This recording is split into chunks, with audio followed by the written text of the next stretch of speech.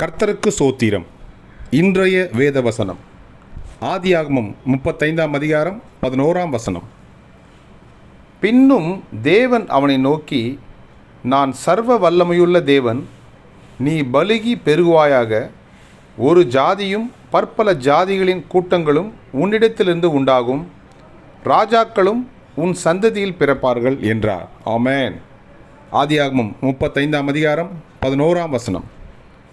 பின்னும் தேவன் அவனை நோக்கி, நான் சர்வ வல்லமையுள்ள தேவன், நீ பலுகி பெருகுவாயாக, ஒரு ஜாதியும் பற்பல ஜாதிகளின் கூட்டங்களும் உன்னிடத்திலிருந்து உண்டாகும், ராஜாக்களும் உன் சந்ததியில் பிறப்பார்கள் என்றார். ஆமென். கர்த்தர் உங்களை ஆசீர்வதிப்பாராக, உங்களோடு கூட இருப்பாராக. ஆமென்.